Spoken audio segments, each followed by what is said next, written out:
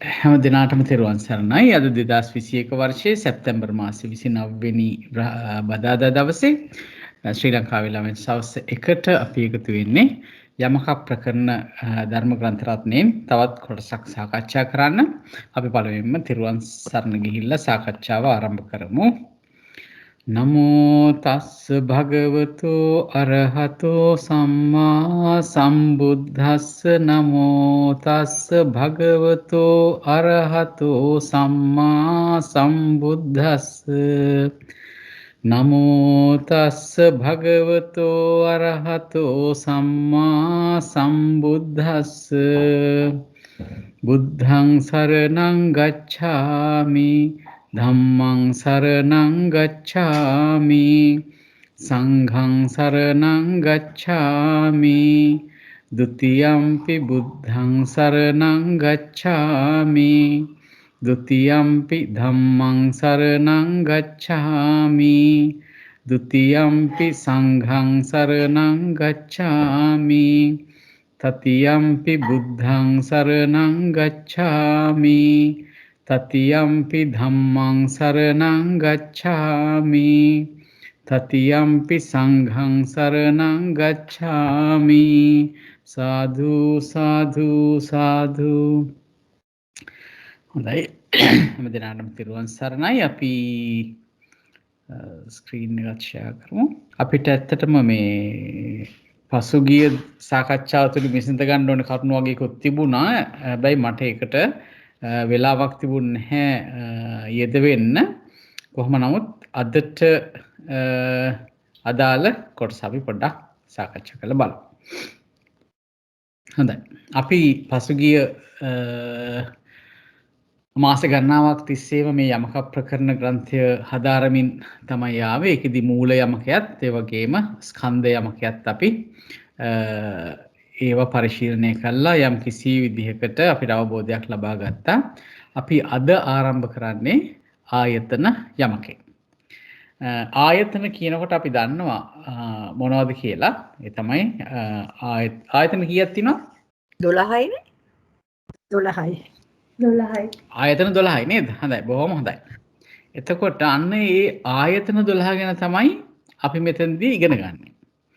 එතකොට අපි පොඩ්ඩක් බැලුවොත් ආයතන යමකේ මේක මේ මම උපුටා ගත්තේ ත්‍රිපිටකයේ මේ යමක ප්‍රකරණයේ සංඥාපනයෙන්. හරි? එතකොට මෙන්න මෙතන මෙහෙම කියනවා. ආයතන යමකේ ගැන සඳහන් කරනකොට ඒකෙත් ප්‍රඥප්ති වාර, ප්‍රවෘත්ති වාර, පරිඥා වාර කියලා මහා වාර තුනක් තියෙනවා. හරි? එතකොට අපි දැන් අපිට අර කන්ද යමකේ කරලා දැන් අපිට පොඩ්ඩක් මේ ස්ට්‍රක්චර් එක හුරුයි. මුලින්ම මහා වාර හැටියට එතකොට අපිට මෙතනත් තුනක් හම්බ වෙනවා. ඒ තමයි ප්‍රඥප්ති වාරය, ප්‍රවෘත්ති වාරය, පරිඥා වාරය. කාට හරි කියන්න පුළුවන්ද මේ ප්‍රඥප්ති වාරය කියන එකේ තේරුම මොකක්ද කියලා? පැනවීම නේද ප්‍රඥප්ති කියන්නේ මහත්මයා? ඔව්, ප්‍රඥප්ති කියන්නේ පැනවීම. එහෙමනම් අපි මෙතනදී ගන්න මේ වචන මාත්‍ර කියන්නේ ව්‍යවහාර මාත්‍රයෙන් කොයි විදිහටද මේවා වෙන් කරගන්නේ කියලා. ආයතන ටික වෙන් කරගන්නේ කොහොමද? සමහර ඒවා තියෙනවා ඒක පැනවීම හැටියට තියෙනවා. නමුත් ඒවා හරියටම ආයතන හැටියට වෙන් කරගන්න විදිහ තමයි අපි මේ ප්‍රඥප්ති වාරයෙන් බලන්නේ. හරි? එතකොට ප්‍රවෘත්ති වාරයෙන් අපි බලන්නේ මොකද්ද? උත්පාද නිරෝධ ස්කන්ධයන්ගේ. අන්න හරි. ආයතනයන්ගේ නේද? මේක ආයතන යමක නිසා. එතකොට ආයතනයන්ගේ උත්පාද නිරෝධ, උත්පාද නිරෝධාකාරයෙන් බලන එක තමයි ප්‍රවෘත්ති වාරය වෙන්නේ නේද? පරිඥා වාරය කිව්වේ පිරිසිදු දැන ගැනීම. අන්න හරි. ඒ කියන්නේ ආයතනයන් පිළිබඳව පිරිසිදු දැන ගැනීම තමයි මේ පරිඥා වාරයෙන් කරන්නේ. එතකොට මෙන්න මෙතෙන්දි කියනවා මේ ප්‍රඥප්ති වාරය ගැන කතා කරනකොට කියනවා මූල යමකේහි දෙසූ කුසලාදී ධර්මයන්ම ආයතන වශයෙන් සංග්‍රහ කරන ලද්දේ ආයතන යමක නම්. හරි? එතකොට මේ කුසල අකුසල අභ්‍යාකත කියන මේ ධර්මයෝ තමයි මෙතරදිත් මේ ආයතන වශයෙන් සංග්‍රහ කරලා තියෙන්නේ. එතකොට මේකේ පාලි විභාගය ස්කන්ධ යමකේ වගේමයි කියලා සඳහන් කරනවා. ඒක නිසා මෙතනත් ප්‍රඥප්ති වාර, ප්‍රවෘත්ති වාර, පරිඥා වාර කියලා මහා වාර තුනක් අපිට හම්බ වෙනවා. ප්‍රඥප්ති වාරය ගත්තාම උද්දේශ නිर्देश කියලා ආකාර දෙකක් වෙනවා. ප්‍රවෘත්ති වාර, පරිඥා වාර කියනකොට එතන නිर्देश වාර විතරයි අයිති වෙන්නේ. මට කියන්න බලන්න මොකද්ද මේ උද්දේශ වාරයයි නිर्देश වාරයයි කියන දෙකේ වෙනස මොකද්ද කියලා කියන්න බලන්න මතකයි නේද? උද්දේශයේ මාතෘකා පමණයි. උද්දේශ කියන්නේ උත්තරයක් තියෙන. මාතෘකාව ඔව්. එතකොට අපි යමක හැටියට ගන්නකොට උද්දේශවල තියෙන්නේ යමකවල පුච්චා පමණයි නේද? අනිත් එකේ එතකොට අනුලෝම පුච්චා තියෙනවා, පටිලෝම පුච්චා තියෙනවා යමක. ඒ කියන්නේ යමකයක් කියන්නේ අපි අනුලෝම පුච්චාවකුත් පටිලෝම පුච්චාවකුත් දෙකක් එකතු වුණාම අපි ඒකට කියනවා යමකයක් කියලා. හරි?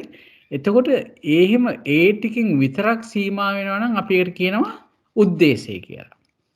ඒ වගේම පුච්චාවයි විසර්ජනයයි දෙකම තියෙනවා නම් අපි ඒකට කියනවා නිर्देश විදිහට සඳහන් කරලා තියෙනවා කියලා. ඒකට අපි දන්නේ උද්දේශ නිर्देश කියන එක වෙනස අපි දන්නවා. හරි? එතකොට ප්‍රවෘත්ති වාරයේ පරිඥා වාරයේ තියෙන නිर्देश වාර පමණයි. ඒ කියන්නේ ඒ වගේ තමයි ඔය විසර්ජනයක් අපිට හම්බ වෙන්නේ. හරි? ප්‍රඥප්ති වාර ගත්තම උද්දේශ නිर्देश කියලා කොටස් දෙකම හම්බ වෙනවා. ප්‍රඥප්ති වාරයේ උද්දේශයක් තියෙනවා. ඒ කියන්නේ යමක පුච්චා ඊළඟ නිर्देशයක් තියෙනවා පුච්චා සහ විසර්ජන හැටියට ප්‍රඥප්ති වාරේ. ඊළඟට ණය වාර 12 ආයතනයන්ගේ වශයෙන් දැන් ණය වාර ගත්තාම මේ 12 ආයතනයන් වශයෙන් ගත්තාම මේ ප්‍රඥප්ති වාරය බෙදනවා කොටස් 4කට.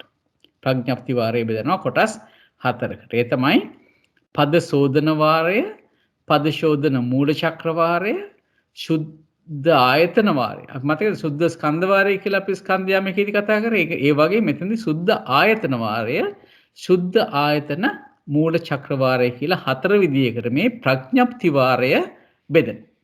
හරි?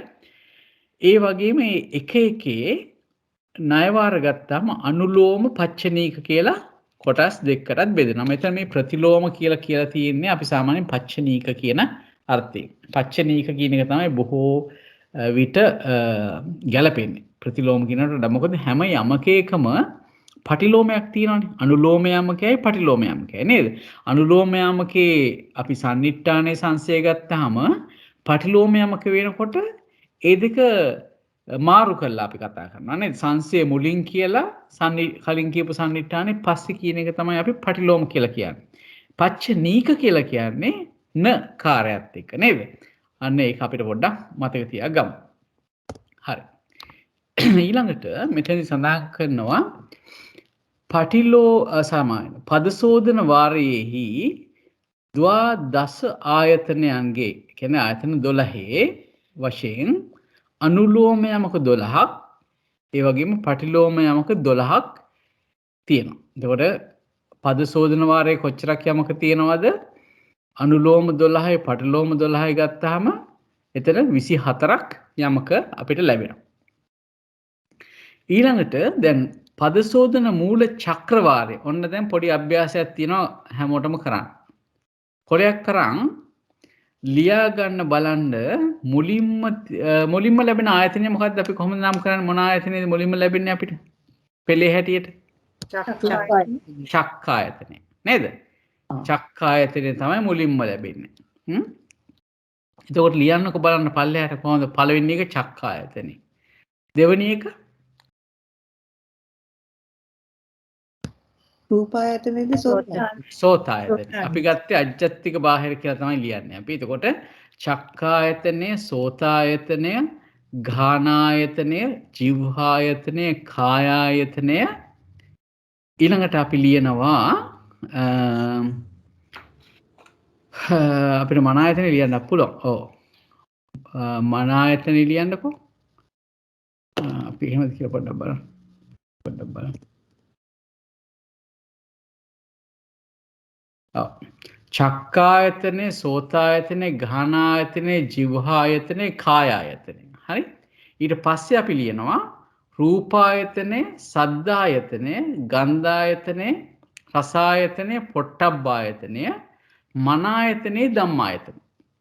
හරි. එතකොට ඔන්න ඔය විදිහට එකක් යටින් එකක් ලියුවම අපිට ආයතන 12ක් ලැබෙනවානේ. නේද? එතකොට අපි මුලින්ම බැලුවොත් චක්කායතනය කියන එක චක්‍ර කීයක් බඳින්න පුළුවන්ද? දැන් මෙතන 12ක් තියෙනවා ආයතන. එතකොට චක්‍ර බඳිනකොට පද කීයක් හම්බ වෙනවද අපිට? චක්කායතනේ චක්‍ර බඳින්න පුළුවන් සෝතායතනයත් එක්ක නේ. චක්කායතනේ චක්‍ර බඳින්න පුළුවන් ගාහන ආයතනයත් එක්ක. ඒ විදිහට බැඳාම ඒ චක්‍ර කීයක් හම්බ වෙනවද චක්කායතනේට? 11ක් හම්බ වෙනවා නේද? ඊට පස්සේ සෝතායතනේ ගත්ත. ඔන්න දැන් 11යි කියලා ලියා ගන්න. හරි? චක්කායතනේට චක්‍ර 11යි. හරි? සෝතායතනේට චක්‍ර කීයක් හම්බ වෙනවද? මතක තියාගන්න දැන් අපි චක්කායතනයේ චක්‍ර බඳිනකොට චක්කායතන සෝතායතන කියන එක ගත්තා නේද? යමක අනුලෝම පටිලෝම ගන්නකොට පටිලෝමයේ ගන්නකොට සෝතායතනයේ චක්කායතනයේ අහු වෙනවා නේද? එහෙමනම් අපිට චක්කායතනය කියන අතෑරලා තමයි සෝතායතනය කියන එකේ චක්‍ර ටික ගන්න වෙන්නේ නේද? 10යි එන්නේ නේද? සෝතායතනයේ 10ක් එනවා. ගාන ආයතනයේට 9ක් එනවා. හරි. ජීවායතනයේට 8යි. ඔව් දැන් ලියා ගන්න ඉලක්කම්. හරි. කාය ආයතනයේට කීයක්? 7යි. රූප ආයතනයේට 6යි. 6යි. සද්ද ආයතනයේට 5යි. ගන්ධ ආයතනයේට 4යි. රස ආයතනයේට 3යි. පොට්ටබ්බ ආයතනයේට 2යි. මන ආයතනයේට 1යි. ධම්ම ආයතනයේට 1යි. නෑ ධම්ම ආයතනයට හම්බ වෙන්නේ නැහැ එකක්වත් නේද? ඔව් ධම්ම ආයතනයත් එක්ක චක්‍ර බඳින දෙයක් ඉතුරු වෙන්නේ නැහැ. එතන මන ආයතනයට එකයි. ඔය ටික එකතු කරලා බලන්නකො ඉලක්කම් ගන්න. ඔය ටික එකතු කරලා බලන්න.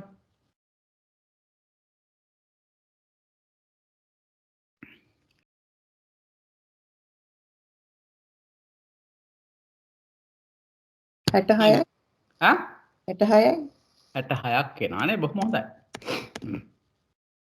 එතකොට දැන් බලන්න. හරි. හරි. එතකොට අපිට 66ක් ආවේ ඔය චක්‍ර බඳිනකොට නේද? හොඳයි. එතකොට බලන්න දැන් මෙතන කියනවා පද සෝදන වාරයේදී ආයතන 12ට අනුලෝම යමක 12යි පටිලෝම යමක 12ක් තියෙනවා කියලා 24ක් අපිට ලැබෙනවා. පද සෝදන මූල චක්‍ර වාරය ගත්තොත් එක ආයතනයක් මුල් කොට 11 11 යමක බැගින් 12 පදෙහි අනුලෝම යමක 132ක් ලැබෙනවා කියලා තියෙනවා. නේද? හරි. පද සෝදන මූල චක්‍ර වාරයේ එක ආයතනයේ මුල් කොට 11 11 යමක බැවින් 12 පදයෙහි අනුලෝම යමක 132ක්. හරි? පටිලෝම යමක 132ක් හම්බ වෙනවා කියලා තියෙනවා. කොහොමද ඒක හම්බ වෙන්නේ? ඒ කියන්නේ අනුලෝම යමක 12 අර චක්කායතනයේ චක්‍ර 11න් වැඩි කරාම හොඳයි අපි බලමු ඉස්සරහට. හරි? ඊට පස්සේ මෙතනදි කියනවා 10යි 66යි එකතු කරලාද ජයන්තනාත්? 66යි 66යි එකතු කරන්න වෙනවා නේද? අනුලෝම යමක කොහොමද ලැබෙන්නේ 132ක්?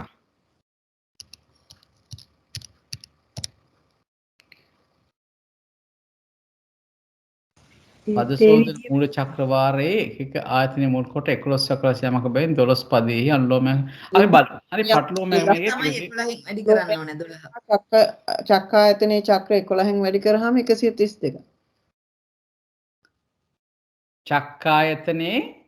චක්කායතනයේට තියෙන චක්‍ර 11යි කිව්වනේ. ඒ 11 අනුලෝම යමක පද සෝදන වාරයේ අනුලෝම යමක 12න් වැඩි කරාම 132. කොහොමද ආව 132 අනුලෝම යමක ඇයි වැඩි කරේ ගානේ? අනුලෝම යමකයට යමක 12ක් තියෙනවානේ පද සෝදන වාරේ. ඒ 12 චක්කායතනය ගත්තොත් ඒකට තියෙනවා චක්‍ර 11ක්. එතකොට ඒ චක්‍ර 11න් අර 12 වැඩි කරාම 132යි කියලා මං හිතන්නේ. මං හිතුවේ. හොඳයි අපි බලමු. 132ක් එනවා තමයි. හරි. 66 66 කියලා 66 එකතු කරාමත් 132. අපිට ඉස්සරහට මම ඇත්තට මෙහෙම මේ හදලා තියෙනවා පොඩ්ඩක් බලමු. අපි මේ විදිහට යන්නේ. දැන් ආයතන යමකේ ගත්තාම ප්‍රඥප්ති වාර, ප්‍රවෘත්ති වාර, පරිඥා වාර කියලා අන්න කොටස් තුනකට මහා වාර තුනකට බෙදෙනවා. ඒකෙදි උද්දේශ ප්‍රඥප්ති වාරය බෙදනවා උද්දේශ නිर्देश හැටියට. ප්‍රවෘත්ති වාරය අපිට ලැබෙන්නේ ප්‍රවෘත්ති වාරය, පරිඥා වාරයේ නිर्देश විතරයි. නේද? ඊළඟට ගත්තාම මෙන්න මේක බලන්න. හරි? පදසෝදන දැන් ප්‍රඥප්ති වාරයේ බෙදෙනවා නැවතත් 4 වාරයකට. ඒ තමයි පදසෝදන වාරය, පදසෝදන මූල චක්‍ර වාරය, සුද්ධ ආයතන වාරය, සුද්ධ ආයතන මූල චක්‍ර වාරය කියලා. හරි? එතකොට දැන් බලන්න මේ මෙතනදී පදසෝදන වාරය අපිට අනුලෝම යමක 12ක් ලැබෙනවා, පච්චනීක යමක 12ක් ලැබෙනවා. මේ පදසෝදන මූල චක්‍ර වාරය ගත්තාම මේ අනුලෝම යමක අපිට 132ක් ලැබෙනවා කියලා කිව්වා නේද? අපි හොයලා බලමු කොහොමද ඒක ලැබෙන්නේ කියලා. ඒ වගේම පච්චනීක යමකත් 132ක් ලැබෙනවා. ඒ වගේම සුද්ධ ආයතන වාරය ගත්තොත් එතන අනුලෝම යමක 12යි, පච්චනීක යමක 12යි. සුද්ධ ආයතන මූල චක්‍ර වාරය ගත්තොත් මේ පදසෝදන මූල චක්‍ර වාරය වගේම අනුලෝම 132යි, පච්චනීක 132ක් වෙනවා. හරි? එතකොට ඒ විදිහට තමයි අපි මෙතනදී මේ ගණන් හදලා යමක විස්තර කරගෙන තියෙන්නේ. එතකොට යමක ගාන බැලුවොත් පදසෝදන වාරයේ 24ක් එනවා, පදසෝදන මූල චක්‍ර වාරයේ 264ක් එනවා, සුද්ධ ආයතන වාරයේ 24ක් එනවා, සුද්ධ ආයතන මූල චක්‍ර වාරයේ 264ක් වෙනවා. එතකොට ඔක්කොම යමක අපිට හම්බ වෙනවා මේ ප්‍රඥප්ති වාරයේ 576ක් යමක හම්බ වෙනවා. එතකොට යමක 576 නම් පුච්චා 1152ක් හම්බ වෙනවා. ඊට පස්සේ ඒක අර්ථ කියලා කියන්නේ මොනවද? අර්ථ කියන්නේ මොනවද?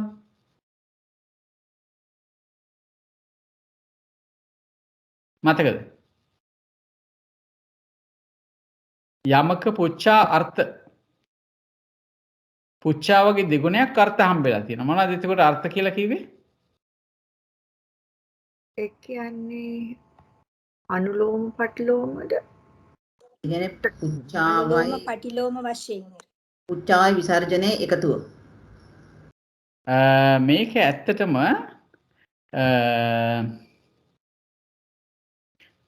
අර්ථ කියලා අපි කිව්වේ සන්නිට්ඨාන සංසය කියන එකනේ. අර්ථ කියලා ගන්න සන්නිට්ඨානයට අර්ථයක් තියෙනවා, සංසයට අර්ථයක් තියෙනවා. එතකොට මේ දෙක එකතු වුනහම අපි කිව්වා අර්ථ කියලා. පුච්චා ගාන වගේ දෙගුණයක් එතකොට අපිට අර්ථ හම්බ වෙනවා. ඒක පැහැදිලි නේද? හොඳයි. අපි නැවත වරක් පොඩ්ඩක් උඩට ගිහිල්ලා බැලුවොත් ඊට පස්සේ මෙතෙන්දි කියනවා සුද්ධ මේ මෙතෙන්දි කියනවා මෙහෙමයි. හරි. සුද්ධ ආයතන වාරයේ 12 පදෙහි අනුලෝම 12යි, පටිලෝම 12යි. එතකොට 24ක් හම් වෙනවා. සුද්ධ ආයතන මූල චක්‍ර වාරයේ ආයතන මුල් කොටගෙන 11 බැවින් 12 පදෙහි අනුලෝම 132ක් හම්බ වෙනවා කියලා කියනවා. එක පදයකට 11ක් හම්බ වෙනවා. ඒ වගේ පද 12ට 132ක් හම්බ වෙනවා. ඒ විදිහට තමයි මෙතන සඳහන් කරලා තියෙන්නේ. අපි දැන් චක්කායතනයෙන් පටන්ගෙන චක්කායතනයේ චක්‍ර බඳින විදිහට ඒ විදිහට ගත්තාම අපිට හම්බුණානේ යම් කිසි විදිහකට නේද? ඊට ඒ වගේ ඒ පද 12ට එකකට චක්‍ර 11ක් තියෙනවා. එහෙනම් පද 12ක් තියෙන හින්දා චක්‍ර 132ක් හැටියට මෙතන අරගෙන තියෙනවා. ඊළඟට මෙතන ගත්තාම මෙසේ මේ විදිහට ගත්තාම සුද්ධ ආයතන මූල චක්‍ර වාරයේ ඒ විදිහට අනුලෝම 132යි, පච්චනීක 132යි එනවා. ඊට පස්සේ මේ දෙක එකතු කරාම 248යි නේද? 264 නෑ 64 264ක් යමකෝ ඊට පස්සේ මෙසේ ප්‍රඥප්ති උද්දේශෙහි යමක 577ක් 76ක් එනවා ඊට පස්සේ පුච්චා ඒක වගේ දෙගුණයක් අර්ථය වගේ දෙගුණයක් එනවා ඊළඟට කතා කරනවා ඉන්න ප්‍රවෘත්ති වාරය ගත්තාම එතනත් උපාද වාර නිරෝධ වාර උපාද නිරෝධ වාර කියලා තුන් ආකාරයකින් අපිට ප්‍රවෘත්ති වාරය හම්බ වෙනවා ඒ එක එකක් කාල භේදයෙන් 6 වැදෑරුම් වෙනවා අතීත පච්චුප්පන්න අතීත අනාගත පච්චුප්පන්න අතීත පච්චුප්පන්න අනාගත අතීත අනාගත කියලා ඒ එක එක කාල වාරයේදී පුද්ගල ඕකාස කියලා වාර තුනකට බෙදෙනවා ඒ වගේත් අනුලෝම පච්චනීක කියලා එනවා හරි එතකොට අපි ඇත්තටම මේකට ගිහිල්ලා බලමු ප්‍රවෘත්ති වාරයේදී ප්‍රවෘත්ති වාරයේදී එන්නේ කොහොමද අනුවාර තුන තමයි උපාද වාරය නිරෝධ වාරය උපාද නිරෝධ වාරය ඊට පස්සේ මේ විදිහට කාල 6 අපිට එනවා පච්චුප්පන්න වාරය අතීත වාරය අනාගත වාරය ආදී වශයෙන් ඊට පස්සේ මේ එක එක වාරයකට අනුලෝම පච්චනීක කියලා දෙවිධයකට අපිට යමක හම්බ වෙනවා ඒ අනුලෝම කියන එකත් පච්චනීක කියන එකත් නැවත වරක් පුද්ගල ඕකාස කියලා නැවතත් වාර තුනකට බෙදෙනවා ඒ ආකාරයෙන් තමයි අපිට හම්බ වෙන්නේ එතකොට කොහොමද හම්බ වෙන්නේ ප්‍රවෘත්ති වාරය ගත්තාම පච්චුප්පන්න අතීත අනාගත පච්චුප්පන්න අතීත පච්චුප්පන්න අනාගත අතීත අනාගත කියලා අහන මෙතනදී හම්බ වෙනවා පුද්ගල වාරය ඕකාස වාරය පුද්ගල ඕකාස දැන් අනුලෝම යමක අපිට 66ක් හම්බ වෙනවා පුද්ගල වාරයේදී අර අපි කලින් ගණන් හැදුවා වගේ ඕකාස වාරයේදීත් 66ක් හම්බ වෙනවා පුද්ගල ඕකාස වාරයේදීත් 66ක් හම්බ වෙනවා එතකොට 198යි පච්චනීකත් හම්බ වෙනවා ඒ සමානම ගාණක් හම්බ වෙනවා පච්චනීකත් 198යි එතකොට මුළු යමක ගන්න වෙනවා 396ක් පුච්චා ගාණ 792ක් අර්ථ 1584ක් මේක කාල 6න් වැඩි කරාම මේ අපි ගත්තේ පච්චුප්පන්නේට විතරයිනේ මේ කාල 6ටම ගත්තාම ඒ වගේ 6 ගුණයක් ඒ යමකත් පුච්චාත් අර්ථත් ලැබෙනවා. ඉතින් ඔය ආකාරයට තමයි අපි සාමාන්‍ය මේක තේරුම් ගන්න. එතකොට මෙතෙන්දි කියනවා පරිඥා වාරය ගත්තාම ස්කන්ධ යමකේ විදිහටම ගන්න කියලා කියනවා. එතකොට පරිඥා වාරය අපි දන්නවා පරිඥා වාරයේ අපි පුද්ගල ඕකාස කියන තුරින් මොනවද සලකන්නේ පරිඥා වාරයේදී? පුද්ගල විතරයි. විතරයි. මොකද අවබෝධ කරන්නේ පුද්ගලයා විතරක් නිසා නේද? ඒ විදිහටම තමයි මෙතනදිත් අපිට ගන්න වෙන්නේ. හොඳයි. ඊළඟට අපි බැලුවොත් මේ පඤ්ඤත්ති වාරය. පඤ්ඤත්ති වාරය කියන එක කොටස් දෙකකට බෙදෙනවා කියවනේ අපි උද්දේශ වාරයයි නිද්දේශ වාරයයි කියලා. ඒතර උද්දේශ වාරය කියන එක නැවත වරක් කොටස් දෙකකට බෙදෙනවා. ඒ තමයි පරිච්ඡේද වාරය පරිච්ඡින්න උද්දේශ වාරය කියලා. මුලින්ම හරි මේ පරිච්ඡේද වාරය කිව්වම ඒක ද්වාදසායතනානි කියන එක තමයි පරිච්ඡේද වාරය වෙන්නේ. ඒ කියන්නේ ආයතන 12යි කියන එක තමයි පරිච්ඡේද වාරය. පරිච්ඡින්න උද්දේශ වාරය කියන්නේ මේකේ නැවත වරක් නම් වශයෙන් කඩනවා කොහොමද චක්කායතන සෝතායතන ගානායතන જીවායතන කායායතන රූපායතන සද්දායතන ගන්ධායතන රසායතන පොට්ටබ්බායතන මනායතන ධම්මායතන කියලා මේ 12 වෙනම පෙන්නලා තියෙනවා ඊට පස්සෙත් ටිකක් මේක දුරකට යනවා උද්දේශය දුරකට යනවා කියලා කියන්නේ මම පෙන්නන්නම්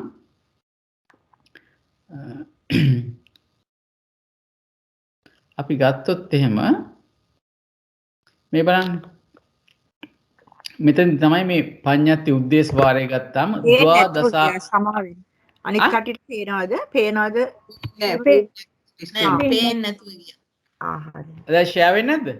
නෑ. ඉන්න මම ෂෙයා කරන්නේ. මගේ ස්ක්‍රීන් එක ෂෙයා වෙනවා කියලා පොඩ්ඩක් ඉන්න. නෑ වුණා අර මොකද්ද වෙන එකක් පෙන්නනකොට නැති වුණා. ඉන්න. Stop sharing. Share screen.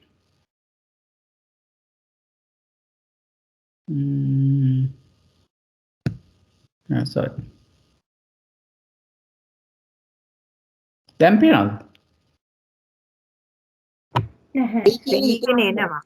තාම ඩාර්ක් වුණා විතරයි කොළ මුකුත් මේ අකුරු හරි දැන් හරි. චූටියට පේනවා. මේ තියෙන්නේ. එතකොට මේ පඤ්ඤාති උද්දේශය. හරි? එතකොට මුලින්ම කිව්වනේ අපි මේ පරිච්ඡේද වාරය තමයි මේ ද්වාදසායතනානිකයේ පරිච්ඡේද වාරය. මේ කොටසට අපි කියවා පරිච්ඡින්න උද්දේශ වාරය කියලා. නේද? එතකොට මේකේ තවදුරටත් යනවා මේ බලන්න ඊට පස්සේ මේ උද්දේශ වාරය යන්නේ. චක්කු චක්කායතන. චක්කායතනං චක්කු. මෙන්න මේක එක යමකයක්. චක්කු චක්කායතනං චක්කායතනං චක්කු කියලා කියන්නේ එක යමකයක්. හැබැයි මෙතනදී පුච්ඡාව විතරයි තියෙන්නේ අපිට එතන. නේද? එතන විසර්ජනයක් නැහැ. ඊළඟ යමකේ තමයි සෝතං සෝතායතනං. සෝතායතනං සෝතං. ඒක දෙවෙනි යමකේ. මේ උද්දේශ වාරේ.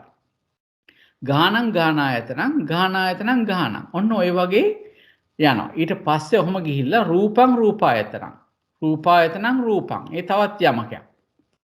එතකොට ඒක හත්වෙනි යමකේ නේද? ඊට පස්සේ නෑ මේක 6 වෙනි එක නේද?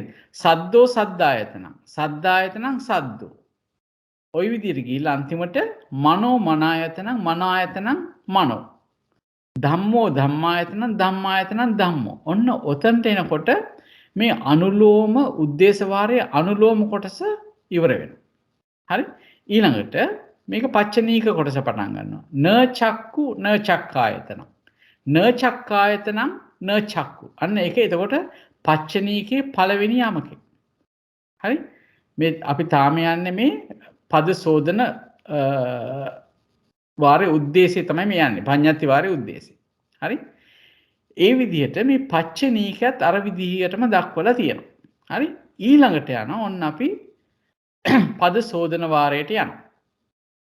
පද සෝදන වාරයට ගියාම අපිට හම්බ වෙනවා නිද්දේශ වාරේ ඊට පස්සේ කොහොමද චක්කු චක්කායතනං ආයතනා සෝතායතනං චක්කු චක්කායතනං ආයතනා ගානායතනං චක්කු චක්කායතනං ආයතනා ජීවහායතනං. ඒ විදිහේ ටිකක් යනවා. ඊට පස්සේ ආපහු ඒකේ පච්චනීකේ යනවා. ඒ කියන්නේ මෙතන ඇහැ කියන්නේ චක්කායතනේද ආයතන කියන්නේ සෝතායතනේද. ඒ විදිහට මේක විස්තර වීගෙන යනවා. හරි? අපි බලමු මේකේ පොඩ්ඩක් ගිහිල්ලා. ඇත්තටම අපි කතා කරන්නේ හුඟක් වෙලාවට නිද්දේශ වාරය තමයි අපි ගන්න. නිද්දේශ වාරය ගත්තාම තමයි අපිට එතන විසර්ජන හම්බ වෙන්නේ. දැන් මේ ඔක්කොම තියෙන්නේ මේ අපිට පේන්නේ ඔක්කොම උද්දේශ වාරය. ඒකේ පුච්ඡා විතරයි තියෙන්නේ. යමක වල පුච්ඡා විතරයි උත්තරයක් දීලා නැහැ. හරි? නමුත් දැන් අපි නිද්දේශ වාරයට ගියාම මෙතනදී මේ පඤ්ඤාති නිද්දේශ වාරය පටන් ගන්නවා. මෙන්න මෙතන තමයි අපිට විස්තර ඇතුව ඉදිරියට මේව ධර්ම කරුණු මතු කර කර පෙන්නලා තියෙන්නේ. එතකොට අපි නැවත වරක් ගියොත් එහෙම අපේ දැන් ස්ලයිඩ් එක පේනවද? ඕක ස්ලයිඩ් එක නෙමෙයි පොත පේනවා. පොත පේන්නේ නේද? ඔව්. ඉන්න මම හදන්නම් ඒක. Stop sharing. Share screen.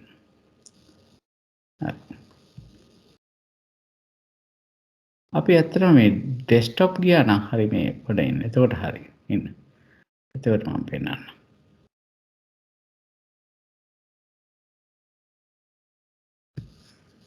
හරි. දැන් පේනව නේද? දැන් පේනවා. හරි. ස්ලයිඩ් ෂෝ එක දාමු. හරි. එතකොට අපිට මෙන්න මේ පඤ්ඤාති නිද්දේශ වාරයේ දැන් අපි යන්නේ ඉස්ලාම පද සෝදන වාරයට. දැන් අපි දන්නවා පඤ්ඤාති උද්දේශ වාරයේ සම්පූර්ණයෙන්ම තියෙන්නේ විසර්ජනා නැති යමක ටිකක් තමයි අපිට උද්දේශ වාරයේදී හම්බ වෙන්නේ. ඒක මාතෘකා විදිහට කිව්ව ටිකක්. නිද්දේශ වාරයට යනකොට තමයි අපිට මේකේ ධර්ම කරුණු ඇහිඳලා පෙන්නලා දෙන්නේ. හරි? ඒකේ පළවෙනි එක තමයි මේ පළවෙනි කියන්නේ මේ පද සෝදන වාරය. අපි දන්නවා දැන් පඤ්ඤාති වාරයේ බෙදනවා පද සෝදන වාරය, පද සෝදන මූල චක්‍ර වාරය, සුද්ධ ආයතන වාරය, සුද්ධ ආයතන මූල චක්‍ර වාරය කියලා හතරකට.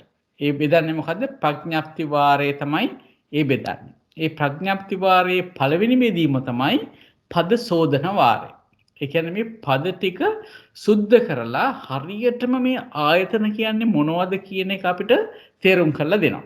දැන් මේකදී ඇත්තටම අපිට මෙතනදී ඉගෙන ගන්න තියෙනවා. අපි දැන් දන්න දෙයට වඩා දේවල් අපිට ඉගෙන ගන්න තියෙනවා. දැන් මෙතනදී ප්‍රශ්නේ අහන්නේ පුච්චාව තමයි චක්කු චක්කායතනන්ති කියලා. හරි?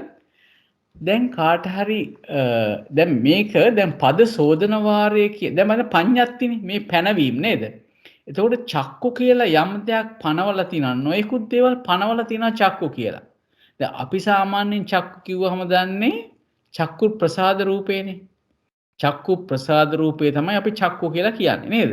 ඒතකොට චක්ක ආයතනය කියලා කියන්නේ චක්කු ප්‍රසාද රූපයමයි. නමුත් මේ විවහාර කරනකොට මේ චක්කු කියන වචනය වෙන වෙන තැන්වල යෙදිලා තියෙනවා මේ ධර්මයේ. අන්න ඒ යෙදිච්ච තැන් වලින් දැන් අපි මේ ආයතන මේ යම කියන කරන්නේ චක්ක ආයතනය කියන එක හරියටම වෙන් කරලා ගන්න එක තමයි මෙතෙන්ද මේ පද සෝදන වාරයෙන් කරන්නේ. දැන් මේක විසර්ජනය බලමු. දැන් මෙතන අහන්නේ චක්කු චක්කායතනන්ති. චක්කු කියලා කියන්නේ චක්කායතනයද කියලානේ අහන්නේ. දැන් බලන්න මේකට දෙන උත්තරේ. මෙතන විසර්ජනය. පේනවද ලොකු ඇද්ද මේක පේනවද? පේනවා. ජයන්ත. හරි. මේක කියනවා දිබ්බ චක්කු පඤ්ඤා චක්කු චක්කු න චක්කායතන. දැන් බලන්න දිබ්බ චක්කු කියලා කියනවානේ පඤ්ඤා චක්කු කියලා කියනවා. හැබැයි ඒවා චක්කු තමයි. හැබැයි ඒක චක්කායතනයේද? නෑ. නේද? බලන්න මේ එදිනෙදා පනවාගත්ත මේ චක්කු කියන පදයට එක්ක යෙදෙන අනිකුත් වචන චක්කායතනෙන් වෙන් කරගන්නවා. වෙන් කරලා චක්කායතනය කියන්නේ මොකද්ද කියන එක හරියටම මේ මෙතෙන්දී අයින් කරගන්න එක තමයි කරන්නේ. එතකොට දිබ්බ චක්කු පඤ්ඤා චක්කු කියන එක චක්කු. හැබැයි ඒක චක්කායතනය නෙවෙයි. එහෙමනම් චක්කායතනං චක්කු චේව චක්කායතනංච. චක්කායතනය චක්කුද වෙනවා චක්කායතනයද වෙනවා කියලා කියනවා. එතකොට දැන් මෙතන කියන්නේ මෙතන කිව්ව මේ චක්කු කියලා කියනකොට දැන් තුනක් කියුණා නේද? එකක් තමයි දිබ්බ චක්කු, අනිත් එක පඤ්ඤා චක්කු, අනිත් එක චක්කායතන. මේ තුනටම කියනවා චක්කු කියලා. හැබැයි චක්කායතනේ වෙන්නේ මේ අර චක්කායතනේ කියපු කොටස පමණක්මයි. චක්කායතනං චක්කු චේව චක්කායතනංච. ඒක පැහැදිලිද? එතන මේ කරේ මොකක්ද කියන එක පැහැදිලිද? පැහැදිලි. ඔව්. කියන්න. හොඳට පැහැදිලි ජයන්ත මහත්තයා. ඒකට ඔය දිබ්බ චක්කු පඤ්ඤා චක්කු කියන ඒවා ඒ කියන්නේ අපි සාමාන්‍යයෙන් දැනගෙන ඉන්න ඕනද නැත්නම් පොතේ ඒවා තියනවද? දීලා. මේව සාමාන්‍ය අපි විවාහාරය අපි දන්න දේවනේ. දැන් දිබ්බ චක්කු ඥාණයෙන් දැක්කයි කියලා කියනවානේ. ඔව්. එතකොට දිබ්බ වචන. අන්න හරි. භාවිතා කරන වචන. දිබ්බ චක්කු කියන තැනදී ඒ චක්කු කියන්නේ චක්කායතනය නෙවෙයි කියන එක තමයි මේ පැහැදිලිව කරලා කියන්නේ මෙතන. පඤ්ඤා චක්කු කිව්වට ඒක චක්කු ප්‍රසාදේ නැත්නම් චක්කායතනය නෙවෙයි. හැබැයි ඒකත් චක්කු තමයි. හරි?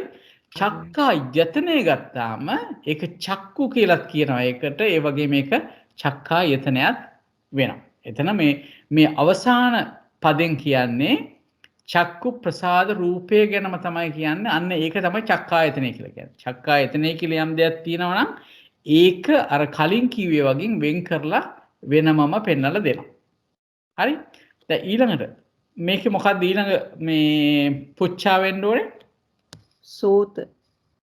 නෑ. ඒ කියන්නේ චක්කාය පටිලෝම කියනවද? චක්කායතනය චක්කුද කියලා. චක්කුද කියලා අහනවා. දැන් මුලින් ආවේ චක්කු කියන්නේ චක්කායතනයද කියලා නේ. දැන් චක්කායතනය කියන්නේ චක්කුද කියලා අහනවා. මොකද මේකේ උත්තරේ? ආමන්ත. ඒක නම් ඒ එච්චර නේද? ආමන්ත. චක්කායතනේ චක්කු තමයි. හැබැයි චක්කු චක්කායතනේද? නෑ. දිබ්බ චක්කු පඤ්ඤා චක්කු චක්කු චක්කායතනේ නෙවෙයි. නේද? චක්කායතනය චක්කුත් වෙනවා චක්කායතනයත් වෙනවා කියලා අපි ඉගෙන ගත්තේ නේද? දැන් මෙතෙන්දී අනිත් පැත්ත අහනකොට චක්කායතනං චක්කූති කියලා ඇහුවොත් ආමන්තා කියලා කියන්න වෙනවා. ඒක පැහැදිලි නේද? හොඳයි. ඊළඟ එක මොකද්ද ප්‍රශ්නේ වෙන්න ඕනේ? සෝතං සෝතායතනන්ති. මෙතනදී අපිට මේක හිතලා උත්තර දෙන්න පුළුවන් කමක් නැහැ මේකට. නේද? අපි බලන්න ඕනේ මොනවද මේ ධර්මයේ පද කොහොමද සුද්ධ කරලා තියෙන්නේ කියලා. ඒතකොට මෙතනදී කියනවා දිබ්බ සෝතං තණ්හා සෝතං සෝතං න සෝතායතන. මොකක්ද ඒකේ තේරුම? දිබ්බ සෝතේවත් මොකද දිබ්බ සෝත කියලා කියන්නේ? අර දිව ඈත තියෙන කන කියන එකනේ. අන්න හරි. ඒ කියන්නේ දිව්‍ය සෝත කියන්නේ අපි කියන මොකක්ද කියන්නේ? දිබ්බ සෝත තමයි කියන්නේ නේද? දිව්‍ය කන් අහන්න අන්න ඔව්. ඔව් අර දිවස් වගේ දිව කන් වගේ නේද?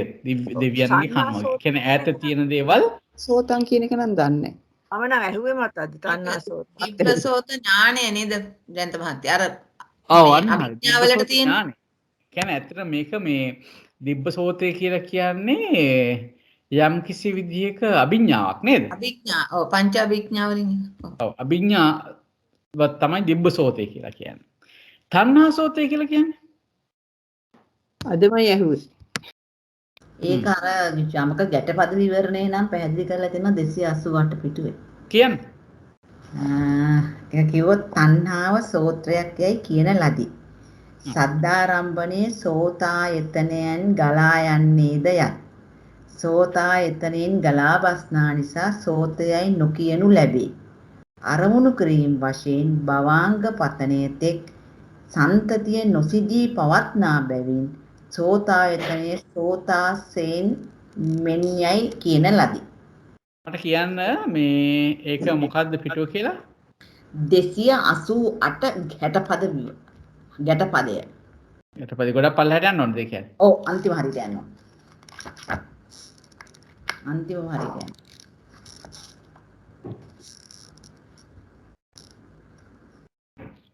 අන්තිම හරියට යන්න ඕනේ. ඔව් ඔව් ඔව්. ඒක මට අපි ඇත්තටම පොඩ්ඩක් මේ යමක වාචන මාර්ගයත් එක්කම කරගෙන යමු. ඒක මම හිතලා අපිට ගොඩාක් ප්‍රයෝජනවත් වෙනවා. පිටු 407යි නේ තියෙන්නේ එතනින්ම 288 පිටුවට. 288. අන්තිම හරියට.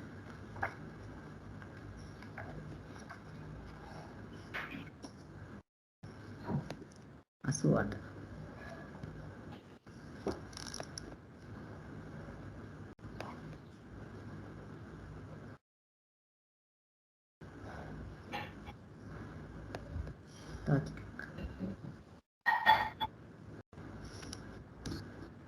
අසුවටේ 4 වෙනි ඡේදය කියන්නේ. අනික 4 වෙනි ඡේදය වගේ.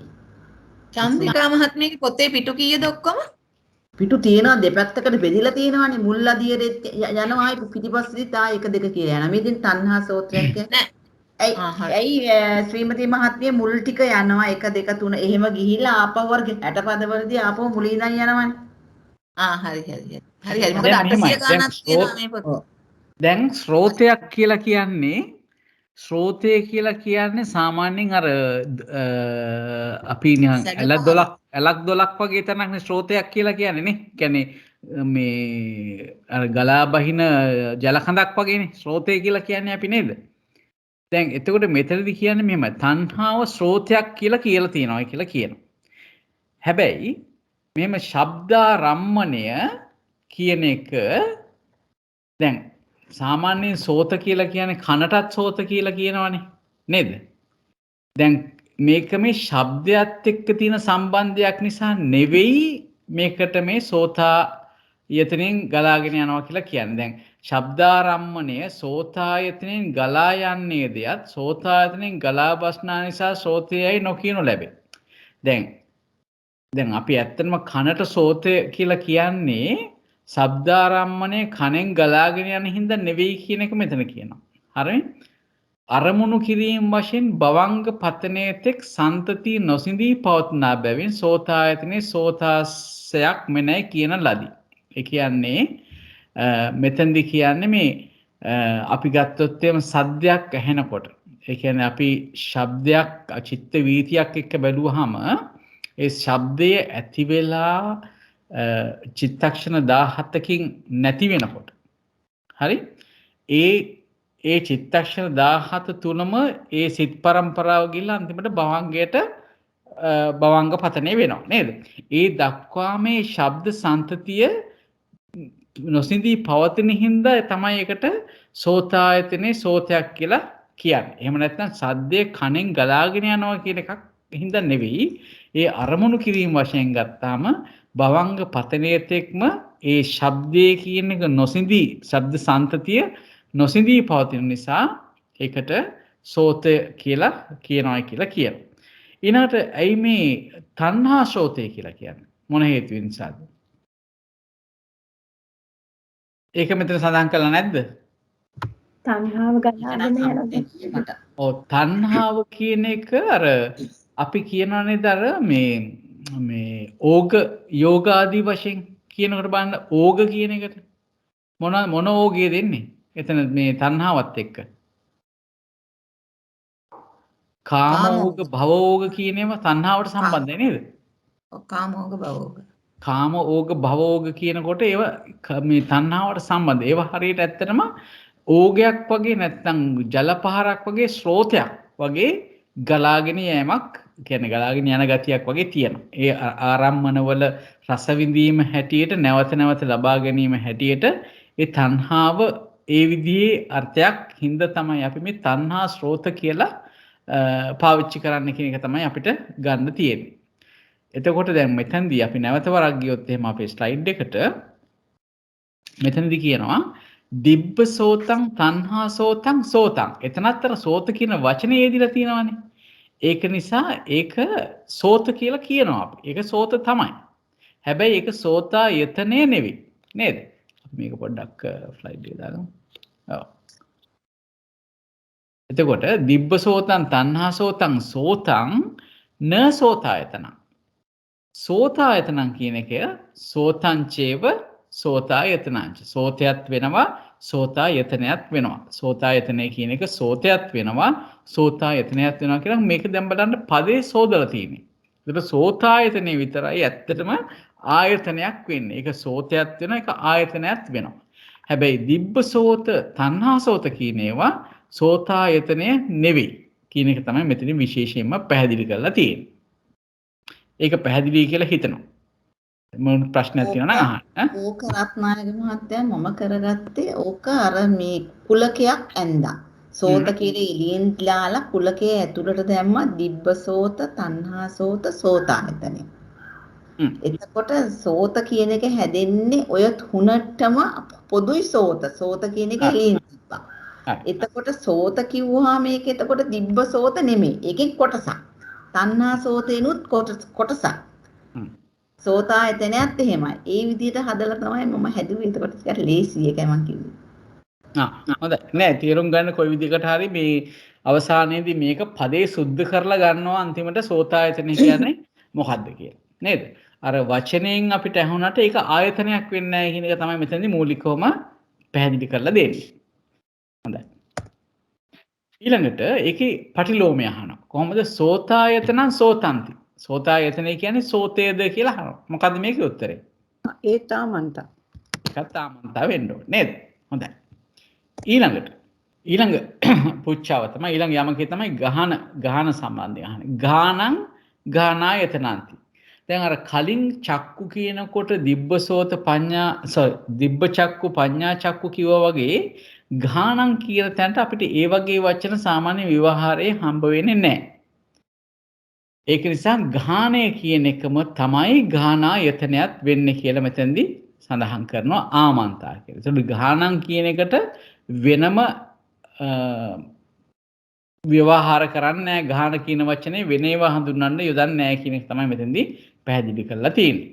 ඊළඟට ගානායතනං ගානන්ති කිව්වමත් අපිට උත්තරේ ලැබෙන්නේ මොකද්ද එතකොට?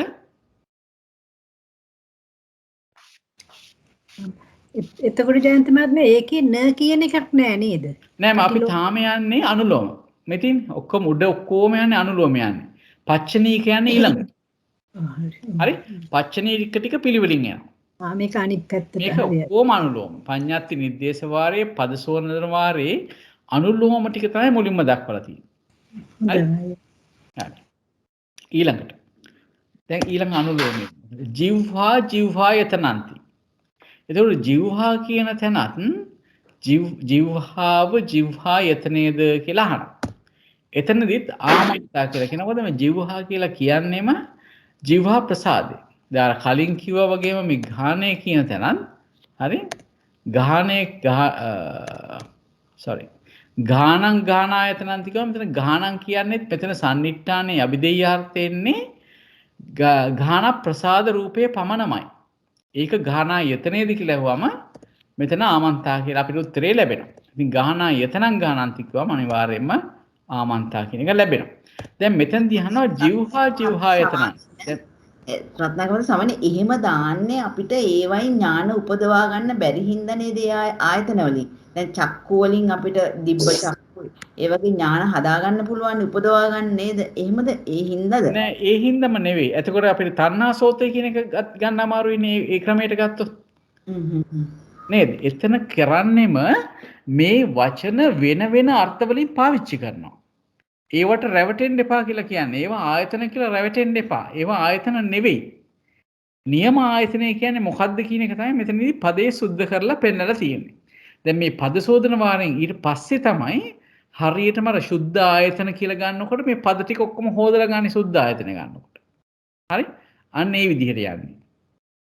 එතකොට ජීවායතනන්ති කිව්වමත් එතනත් ආමන්තා කියලා දෙනවා. ඊට පස්සේ ජීවායතනං ජීවහති කිව්වමත් ආමන්තය දෙනවා. මොකද ජීවහායතනය කියන්නේ ජීවහා කියලා කියන්නේ දෙකම ජීවහා ප්‍රසාද රූපේ. මේ සන්නිට්ඨානේ අභිදේයාර්ථය ජීවහා ප්‍රසාද රූපය, සංසේ අභිදේයාර්ථත් ජීවහා ප්‍රසාද රූපේ.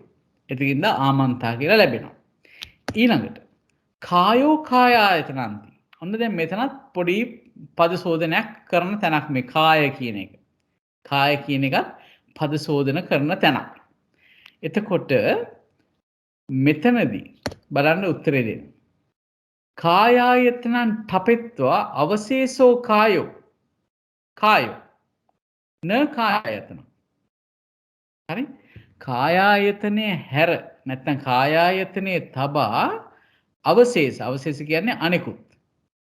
කායවල තියෙනවා නම් ඒක කායෝ තමයි. නමුත් කායායතනය නෙවෙයි කියලා කියනවා. අපි පොඩ්ඩක් මේක බලමු වචන මාර්ගයේත් කොහොමද පැහැදිලි කරලා තියෙන්නේ කියලා. ඊට පස්සේ කියනවා කායායතනං කායෝචේව කායායතනංච. එතකොට කාය කියන එක හුඟක් තැන්වල යෙදෙනවනේ නේද? අපි රූප කාය කියනවා, නාම කාය කියනවා නේද? නොයෙකුත් තැන්වල කාය කියන එක යෙදෙනවා. අශ්ව කාය, හස්ති කාය එහෙමත් යෙදෙනවනේ. එතකොට ඒ වගේ එක එක විදිහට කාය කියන එක යෙදෙනවා. ඒ කියන්නේ ප්‍රඥාප්තිය පනවන දෙයක් ඒක කාය කියන එක.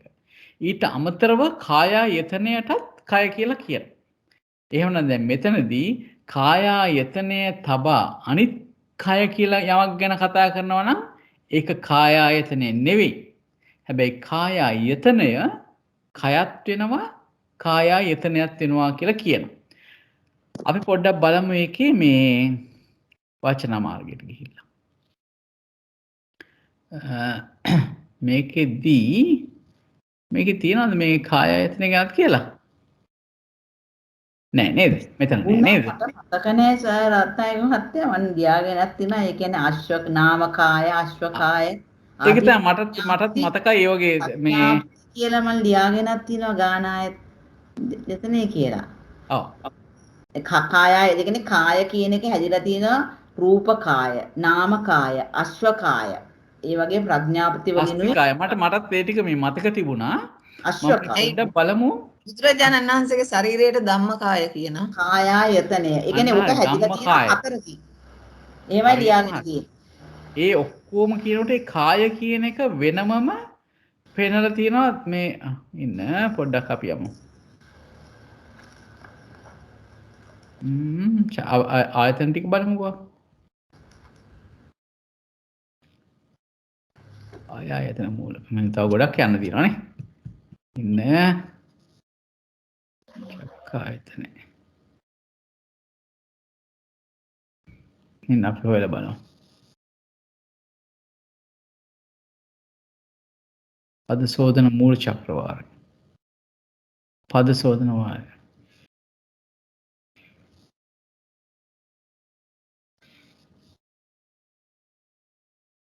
මේක ඊළඟ කොටසේ ඇත්තේ පච්චනීක නෙවෙයි මේ තියෙන්නේ. මේ 104 පිටුවද 104 ඇත්තම මේ තියෙන්නේ. මේකේ තියෙනවා කායායතනං ඨපෙත්වා කියලා කියන්නේ කාය ප්‍රසාද නම් වූ කායායතනේ හැර අවශේෂෝ කායෝ අවශේෂ වූ කය න කායායතනං කායායතනේ නොවේ නොහොත් අවශේෂ ඉතිරි ධර්ම කායෝ කාය නම් වේ. එතකොට මේකේ කියනවද මොනවද ඒ කාය කියලා ගන්න කියලා? දකින්න බලන්න තව පොඩ්ඩක් උඩ තියෙනද බලමු. මට මතකයි ඔක කොහේ හරි තිබ්බ කියලා ඒ කාය ගැන කියලා යස්ස කාය. එතනම තියෙනවා ජයන්ත මහත්මයා අභිදේයාර්ථ වලට දීලා තියෙනවා. නාම කය කියන්නේ. කොතනද තියෙන්නේ? ඒ ඡේදෙම. ඒ කතා කරපු ඡේදෙම.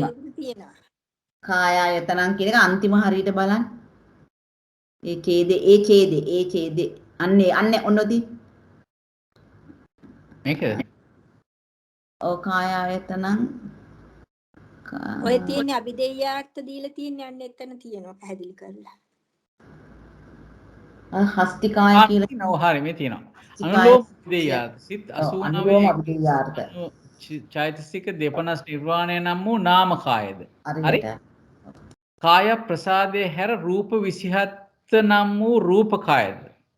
හස්තිකාය අශ්වකාය ආදී වූ ප්‍රඥප්ති කායද ගන්න ලැබේ. දැන් බලන්න අවශේෂ කාය කිව්වහම මෙතනදී අරන් තියෙනවා සිත් 89යි චෛතසික 52යි නිර්වාණයයි කියන ටික නාම කාය කියලා අරන් තියෙනවා. හරි? ඊළඟට කාය ප්‍රසාදයේ හැර දැන් සිත් 89යි චෛතසික 52යි නිර්වාණය ඔක්කොම නාම ධර්මනේ. ඒ ටික නාම කාය කියලා අරන් තියෙනවා. හරි? කාය ප්‍රසාදයේ හැර ඊතුරු රූප 27 ගත්තාම ඒක රූප කාය කියලා අරන් තියෙනවා. ඒ වගේම හස්තිකාය අස්සකාය කියලා කියන්නේ ප්‍රඥප්ති නේද? ඒ ටිකත් අරන් තියෙනවා මෙතනදී මේ ප්‍රඥප්ති හැටියට. ඒවත් අර ඒවා ඔක්කොම කාය හැබැයි කායායතනය නෙවෙයි. එතනම තියෙන කායායතනයත් ඒකට අයිති වෙනවා. කායායතනයද ලැබේ. ඔව් කාය කිව්වහම අර ටිකත් ලැබෙනවා කායායතනයත් ලැබෙනවා. එතකොට කායායතනය කියන තැනදී අර කලින් කියපු ටික කාය වෙනවා. ඒක කායායතනය වෙන්නේ නැහැ. නමුත් කායායතනය කයත් වෙනවා කායායතනයත් වෙනවා කියන එක තමයි මෙතනදී පැහැදිලි කරලා කියන්නේ. ඒක තේරුණාද? පැහැදිලි නේද? හොඳයි. අපි මේක ඊළඟ එක ගත්තොත් කායායතනං කායෝති. මොකද හිතන්නේ? ඒක නම් ආමන්තා එන්න. කායායතනං කියලා කියන්නේ කාය ප්‍රසාද රූපේ නේද? ඒක කායද කියලා ඇහුවම ආමන්තා ලැබෙනවා. ඊට පස්සේ රූපං රූපායතනಂತಿ. මොකද හිතන්නේ මේක ගැන? ඒකෙත් විස්තරේ තියෙනවා අතන. ඔව් මේකෙත් පටලැවිලි පද සෝදනය කරලා ගන්න ඕනේ නේද? මෙතනදී 106ෙම විස්තර කරලා තියෙනවා. ඔව් රූපායතනං තපේත්වා අවශේෂං රූපං රූපං න රූපායතනං. රූපායතනං රූපං චේව රූපායතනං. අපි ආපහු ගිහිල්ලා බලමු. අපි යමක වාචන මාර්ගය ගත්තාම මේ බලන්න. මෙතන තියෙනවා. රූපං රූපායතනಂತಿ කියලා අහන දැනද රූපායතනං තපෙත්වා අවශේෂං රූපං න රූපායතනං. රූපායතනං රූපං චේව රූපායතනං ච කියලා කියනවා. හරි? එතකොට රූපායතනං තපෙත්වා කියන තැන ගත්තාම වර්ණ රූපේ නම් වූ රූපායතනේ හැර රූපායතනං කියන්නේ වර්ණ රූපේ නේද?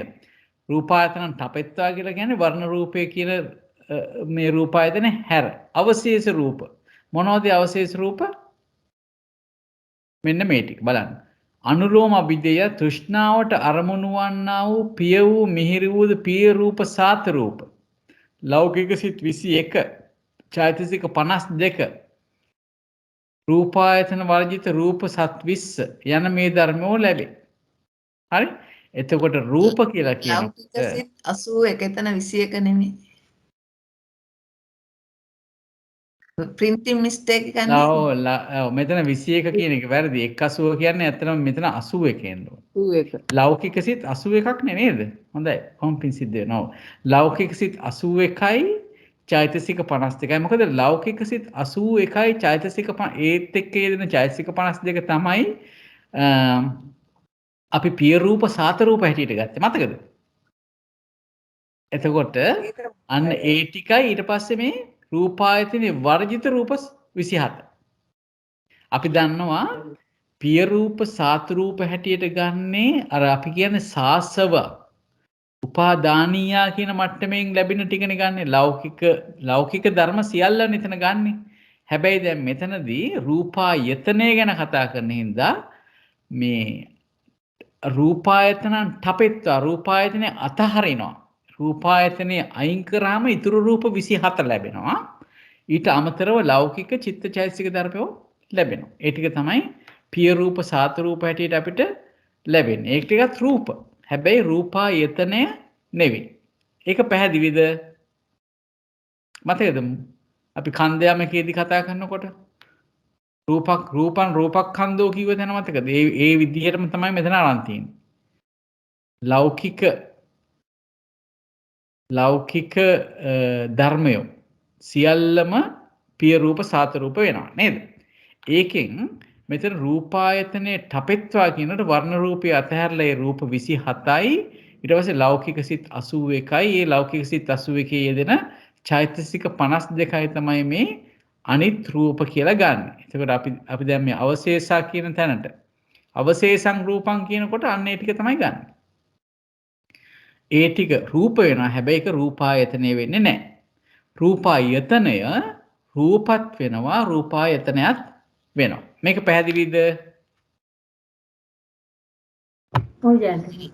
එහෙමයි. නේද? ඊට පස්සේ ඒක අනිත් පැත්ත. රූපායතන රූපන්ති. මොකද්ද මේකේ උත්තරේ? ඒකාමන්ත. ආමන්ත. හරි. ඊළඟ එක ගත්තාම සද්දෝ සද්දායතනන්ති.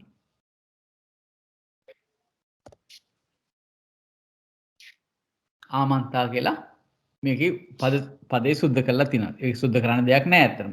සද්දේ කියලා කියන්නේම ශබ්ද රූපේමයි. ඒ ශබ්ද රූපේ ශබ්ද ආයතනයේද කියලා ඇහුවම ආමන්තා කියලා තියෙනවා.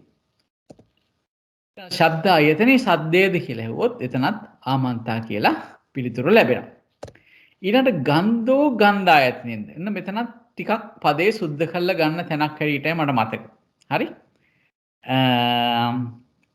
මෙතන බැලුවොත් සීල ගන්ධෝ සමාධි ගන්ධෝ පඤ්ඤා ගන්ධෝ න ගන්ධායතන. අපි කියනවානේ සීල සුගන්ධය කියලා නේද? ඒ වගේ මේකෙදි අපි යමක වචන මෙතන කියන ගන්ධායතනය කියන එක ගන්ධයක් වෙනවා ගන්ධායතනයක් වෙනවා. හැබැයි මෙතනදී සීල ගන්ධය සමාධි ගන්ධය පඤ්ඤා ගන්ධය කියන එක ගන්ධ වෙනවා. හැබැයි ගන්ධායතනය නෙවෙයි කියන. අපි බලමු එතනත් යමක වචන මාර්ගයක් කොහොමද පැහැදිලි කරලා තියෙන්නේ කියලා. ගන්ධෝ ගන්ධායතනන්ති. සීල ගන්ධෝ සමාධි ගන්ධෝ පඤ්ඤා ගන්ධෝ න ගන්ධායතන. ගන්ධායතන ගන්ධෝචේව ගන්ධායතනංච කියලා කියනවා. මෙතනදී ගන්ධෝ කියලා කියන්නේ ගන්ධය කියන එක. හරි? ගන්ධය ගන්ධායතනේ වේද කියන එක සීල ගන්ධය සමාධි ගන්ධය පඤ්ඤා ගන්ධය ගන්ධ වෙනවා. හැබැයි ඒක ගන්ධායතනේ වෙන්නේ නැහැ. ගන්ධායතනේ කියලා කියන්නේ ගන්ධයත් වෙනවා ගන්ධායතනයත් වෙනවා කියන එක තමයි කියන්නේ. මේක වෙනම විශේෂයක් කියලා නෑ නේද මේකේ? අපි අනුලෝම අභිධේයාර්ථ ගත්තාම බලන්න මෙතනදී කියනවා සම්මා වාචා සම්මා කම්මන්ත සම්මා ආජීව නම් වූ සීල ගන්ධයද. ඒතකොට සීල ගන්ධය කියලා කියන්නේ සම්මා වාචා සම්මා කම්මන්ත සම්මා ආජීව තමයි මේ සීල ගන්ධය කියලා කියන්නේ. හරි? ඊළඟට සම්මා වායාම සම්මා සති කියන දෙක සමාධි ගන්ධය කියලා කියනවා. හරි? ඊළඟට සම්මා දිට්ඨි සම්මා සංකප්ප කියන එකට ප්‍රඥා ගන්ධය කියලා කියනවා. අන්න ඒක නිසා තමයි මෙතෙන්දී ඒවා ගන්ධායතනය නෙවෙයි හැබැයි ඒක ගන්ධ වෙනවා. ගන්ධායතනය කියන එක ගන්ධයත් වෙනවා ගන්ධායතනයත් වෙනවා කියලා තේරුම් කරලා තියෙනවා. හරි? අපි ඒත් එක්කම ඊළඟ එකට ගිහිල්ලා කමක් නැහැ. ඒකේ එතකොට රත්නායක මහත්තයා විස්තරේ තියෙනවා 288 තව ටිකක් විස්තර කරලා වන්න. කියන්නකෝ. ගොඩක් තියෙනවා මහත්තයා. එහෙමද? ඔව්.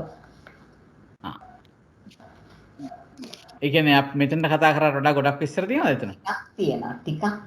ඊට වැඩි අර ඒක පොඩ්ඩක් පැහැදිලි කරලා තියෙනවා. කියන්නකෝ. කියන්න. සම්මා වාචාදී විරති 3 පානාදී පාතාදීන් වැළකීම බැවින් සීලස්කන්ධයයි කියනවා. සම්මා වාචාදී තිදෙනා සීලමයි. ඒ නිසා ඒවා සුවචාති වශයෙන් සීලස්කන්ධයෙන් සංග්‍රහ කරන ලදහ.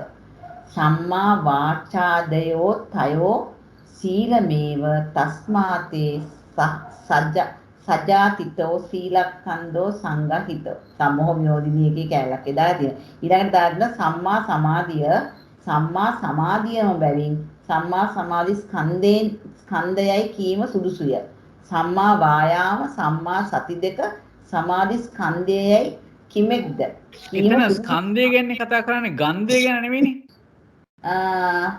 සමාධි ස්කන්ධය. ඔව්. එතන නම් ස්කන්ධය කියලා තියෙනවා. සමාධි ස්කන්ධය. සීල ස්කන්ධය අතන. මෙතන ගන්ධය ගැන කතා කරන්නේ. සීල ගන්ධය, සමාධි ගන්ධය, පඤ්ඤා ගන්ධය කියලා කියන්නේ සමහරට ඒ අර්ථයෙන්ම වෙන්නත් ඇති. ඇති කොහොමද ගන්ධයේ හැටියටත් හඳුන්වලා තියෙනවා. ඔව් ඔව්. ඒකයි අපි එතන කියන්නේ. ඒකට දැන් මෙතන ගන්ධා එතනන් ගන්ධෝති කියොත් මොකද්ද වෙන්නේ? එතන ආමන්තා. ආමන්තා වෙන්න ඕනේ නේද? හොඳයි. ඊළඟට රසෝ රසායතනන්ති. ඔන්න මෙතනත් පොඩ්ඩක් විස්තර කරගන්න ඕනේ තැන. මෙතෙන්දි කියනවා අත්ත රසෝ ධම්ම රසෝ විමුක්ති රසෝ අත්ත රසෝ ධම්ම රසෝ විමුක්ති රසෝ කියන එක රස තමයි කියලා කියනවා. හැබැයි න රසායතන රසායතනේ නෙවෙයි. රසායතනය කියන්නේ කියන එක රසයක් වෙනවා රසායතනයක් වෙනවා කියලා කියනවා. දැන් අපි යමක වාචනා මාර්ගයට ගියොත් මෙතන කියනවා රසෝ රසායතනන්ති අත්ත රසෝ ධම්ම රසෝ විමුක්ති රසෝ න රසායතන රසායතන රසෝච්චේව රසායතනංච. එතන මෙතෙන්දි බලන්න අනුලෝම අභිධේයාර්ථ වලට හම්බ වෙනවා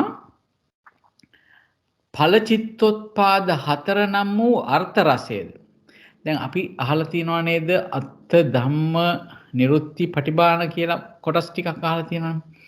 ඒ තැන්වල සඳහන් කරනකොටත් අර්ථයයි ධර්මයයි කියනකොට අර්ථය ඵලයේ හැටියටත් ධර්මය ඒ ඵලයේ ලබා දෙන්නා වූ ඵලයට ප්‍රත්‍ය වෙන ධර්මයේ හැටියටත් සඳහන් කරනවා. එතකොට දැන් මෙතනදී අර්ථ රසය කියනකොට මේ ඵල චිත්තෝත්පාද 4 තමයි මෙතනදී පෙන්ලා තියෙන්නේ. අර්ථය කියන්නේ ඵලය. ඒක ඵල චිත්තෝත්පාද 4. ඊට පස්සේ මාර්ග චිත්තෝත්පාද 4. ඒ ඵලයේ ගෙනත් දුන්නේ මාර්ගයෙන් හිතානේ. මේ මාර්ග චිත්තෝත්පාද 4 ධර්ම රසය කියලා කියනවා. ඊළඟ නිර්වාණ ධාතුවට කියනවා විමුක්ති රසය කියලා. එතකොට ඒ ටික තමයි එතකොට දැන් මේ අත්ත රස ධම්ම රස විමුක්ති රස කියනකොට අත්ත රස කිව්වේ ඵලසිත 4 චිත්තෝත්පාද 4 ධම්ම රස කිව්වේ මාර්ග චිත්තෝත්පාද 4 මේ විමුක්ති රසය කියලා කිව්වේ නිර්වාණ ධාතු. එහෙමනම් ඒ ටික ගත්තාම ඒක රස කියලා හඳුන්වනවා. නමුත් රසායතනය නෙවෙයි. රසායතනය කියන්නේ මොකටද? රසායතනයේ අභිධේය අර්ථය මොකක්ද? ජීවා ප්‍රසාදේ. රස රූපය රස රූපේ.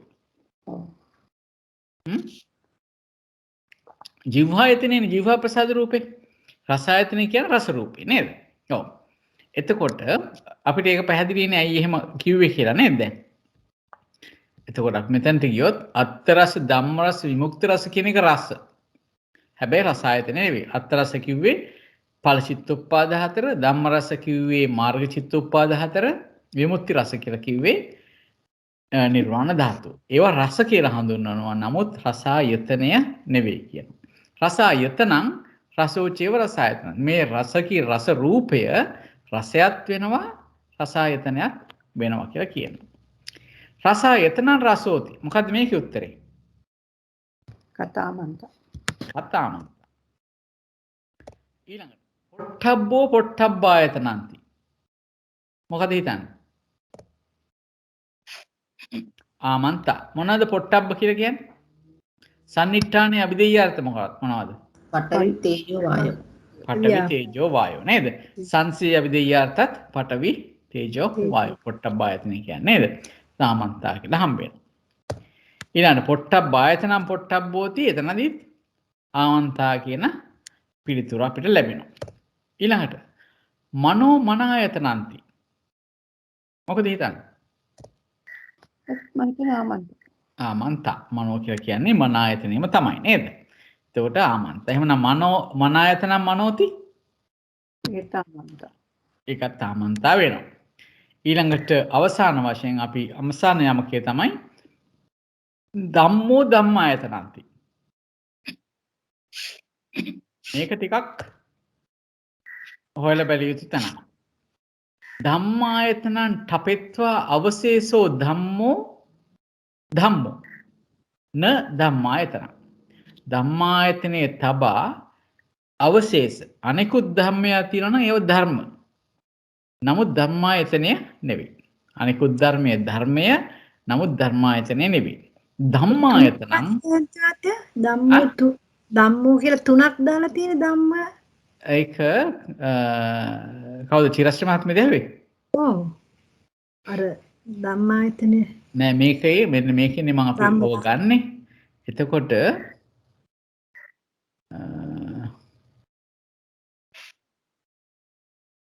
මේකනේ මේ තුන කියන්නේ මේ ධම්මෝ අවශේෂ දැන් එක ත්‍රිපිටකයක මෙතන මේ ධම්මෝ කියන එක නෑ. එතන කතා කරන්නේ මෙහෙමයි. ධම්මෝ ධම්මායතනන්ති ධම්මායතනං ඨපෙත්වා අවශේෂෝ ධම්මෝ. හරි? ඒ විදිහටත් යම් කිසි ත්‍රිපිටකයක තියෙනවා. හරි? දැන් මෙතන මේ බුද්ධ ජයන්ති ත්‍රිපිටකයේ මේ ධම්මෝ කියලා අමතර වචනයක් මෙතන යොදලා තියෙනවා. ධම්මායතනං ඨපෙත්වා අවශේෂෝ ධම්මෝ ධම්මෝ කියලා බුද්ධ ජයන්ති ත්‍රිපිටකයේ තියෙනවා. තවත් මම හිතන්නේ වෙන ත්‍රිපිටකයක තියෙනවා ධම්මායතනං ඨපෙත්වා අවශේෂෝ ධම්මෝ කියලා තියෙනවා. මේ මැද තියෙන ධම්මෝ පදේ නැතු. ඒක තමයි කියන්නේ. අවශේෂ ධම්ම වලට කරුණු තුනක් කියලා සමාවෙන්න. හරි නේද? පැහැදිලි නේද ඒක? සමා වෙන්න ඇති වෙන පිටකයක් කිව්වේ ඡට්ට සංගායනාව. ඕක ඇත්තටම මේ මේක වෙන පිටකයක් තියෙන විදියක් නැහැ නේ අපිට නේද බුද්ධ ජයන්තියයි අර බුරුමේ තියෙනවානේ PTS එකේ තියෙනවා. එහෙම. ඔව්. ඒ වගේ එක වගේ පොඩි වෙනස්කම් තියෙනවා. හරි. ඒ වගේ මේක ඇති ඇත්තටම දාලා. නෑ ඕනේ මම ඇහුවේ එහෙම තවත් මොනවද තියෙන පිටක කියලා දැනගන්න. මම මේ අවශේෂ ධම්මෝ කිව්වහම සියලු දේම අයිති කියන එක. අපි බලමු ඒකට මොනවද අයිති කියලා. පරමාර්ථ ධර්ම වලින් අරන් තියෙනවා. ඉන්නවා.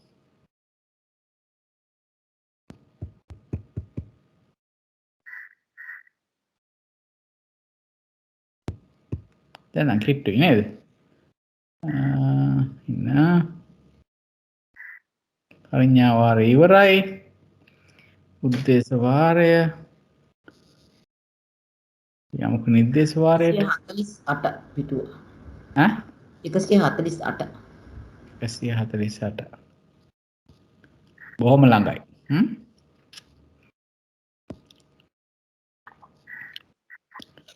මේ තියෙන්නේ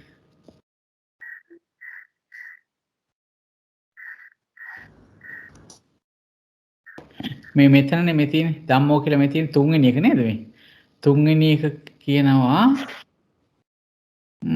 ධම්මෝ තිපි පදං තතේව න දිස්සතේ මේක හරියටම කියලා නැහැ මේ කියනවා මේ කායෝති පදං මරම චට්ට සංගීත පිටකේච සීහල මුද්දිත්ත පොත්තකේච න දිස්සතේ කියලා හරි එතකොට මේකේ තුඟක් වෙලාවට මේ බුරුමේ සාමේ චට්ට සංගායනාවේ මේ සිංහල මුද්‍රිත පොතේ නෑ පේන්නේ නැහැ කියලා මේ කායෝති කියන පදේ. ඒ වගේම වෙන්නේ නැති මේ ධම්මෝති කියන පදයක් මේ ඒ විදිහටම තතේව න දිස්සතේ කියලා තියෙනවා නේද? එතන මේ පොත් දෙකේ නෑ. මේ ධම්මෝ කියන පදේ. ඒක අයින් කරලා තියෙනවා. එතකොට කියන්න වෙන්නේ ධම්මායතනං තපෙත්වා අවශේෂෝ ධම්ම. න ධම්මායතනං කියන්නේ. ඒක පැහැදිලි නේද? ඒක නිකන් මම හිතන්නේ වැඩිපුර වැඩිච්ච එකක් වෙන්නේ නැති නේද ජයන්ත මහත්මයා? ඒ මේ පොතේ තියෙන ඒක දැම්මත් නොදැම්මත් තේරුමේ වෙනසක් වෙන්නේ නැහැ. ඒකට අවශේෂෝ ධම්මෝ කියන්නේ ධර්මේ නෙවෙයි. දැන් ධම්මායතනයන්ට අපිට අවශ්‍ය ධම්මෝ ධර්ම කියන එකනේ. ඒ කියන්නේ ධම්මායතනේ හැර ඉතුරු ධර්ම කියන එකනේ ඒකේ තේරුම. ඔව්. ඔව් හැබැයි ඒක ඒක තමයි. කියන්නේ ශ්‍රීමති මහත්මිය. ඔව් ධම්මායතනය කියලා කියන්නේ චෛතසික 52යි සුකුම රූප 16යි නිර්වාණයයි හැර අනිත් ධර්ම ගැන තමයි ඒ කියන්නේ. ඔව් එතන අවශේෂෝ ධම්මෝ කියන එක නැතුවත් කමක් නැහැ. ධම්මායතනං තපෙත්වා අවශේෂෝ කිව්වත් කමක් නැහැ. අවශේෂෝ ධම්මෝ. ඔව් ඔව්. න ධම්මායතන. ඒක ලොකු හානියක් වෙන්නේ නැහැ තේරුමට. මෙතන කියලා තියෙන මේ වචනයක් වැඩිපුර යොදලා තියෙනවා කියන එක තමයි මෙතන සඳහන් කරලා තියෙන්නේ. හොඳයි. ඊළඟට ධම්මායතනං තපෙත්වා අවශේෂෝ ධම්මෝ න ධම්මායතන. ධම්මායතනං ධම්මෝච්චේව ධම්මායතනංච. අපි දැන් බලමු මොනවද මේ අවශේෂ ධම්ම කියලා යමක වාචනා මාර්ගයේ සඳහන් කරලා තියෙන්නේ කියලා. ඉතින් අනුලෝමී අභිදේය ධම්මායතනේ හැර ධම්මායතනේ කියුවා ශ්‍රීමති මහත්මිය කිව්වා වගේ මොනවද චෛතසික ධර්ම 52යි සුකුම රූප 16යි නිර්වාණය නේද? ඒ හැර සිත් 89යි ඕලාරික රූප 12යි කියන මේ පරමාර්ථ ධර්ම සමූහය ධර්ම හා සමූහ ප්‍රඥප්ති ධර්ම ප්‍රඥප්ති ධර්මයොත් ධර්මය. ඒවත් ගත්තාම ඒ ටික තමයි මේ ධම්මායතනේ හැතර අවශේෂෝ ධම්මෝ කියලා කිව්වේ ඒ ටිකට. හරි. රත්නායක මහත්තයා ඔබ ධම්මෝ කිව්වහම සිත් 89යි ඕලාරික රූප 12යි ප්‍රඥප්ති ධම්මායතනයයි වැටෙනවා. ඊට පස්සේ ධම්මායතනේ කිව්වහම මෙතෙන්ට වැටෙන්නේ චෛතසික 52යි ලකුණු 16යි නිර්වාණයයි නේද? ඔව් ධම්මායතනේ කියන ටිකට වැටෙන්නේ ටික තමයි. ඔව්. ඔව් ඒ ටික. ධම්මෝ හරියටම හරි. ධම්මායතනේ ඔව් දැන් ධම්මෝ කිව්වහම පොදුවේ ධම්මෝ කිව්වහම එතනට ලැබෙනවා චෛතසික 52යි සුකුම රූප 16යි නිර්වාණය කියන එකත් එක්ක සිත් 89යි ඕලාරික රූප 12යි සමූහ ප්‍රඥප්ති සේරම ලැබෙනවා. දැන් ඒකෙන් ධම්මායතනේ හැර කිව්වහම අපිට අයින් කරන්න වෙනවා චෛතසික 52යි සුකුම රූප 16යි නිර්වාණය කියන ටික අතෑරියාම ඉතුරු ටික වෙන්නේ සිත් 89යි ඕලාරික රූප 12යි අර සමූහ ප්‍රඥප්ති ධර්ම ටිකයි තමයි ගන්න වෙන්නේ. ඒක තමයි අවශේෂෝ ධම්මෝ කියලා කිව්වේ. නේද? එතකොට ඒ විදිහට තමයි මේක විසඳ ගන්න වෙන්නේ. හරි. ඒතකොට අවශේෂ ධම්මෝ කිව්වේ ඒ ටික. ඒව ධම්මෝ තමයි. නමුත් ධම්මායතනේ නෙවෙයි.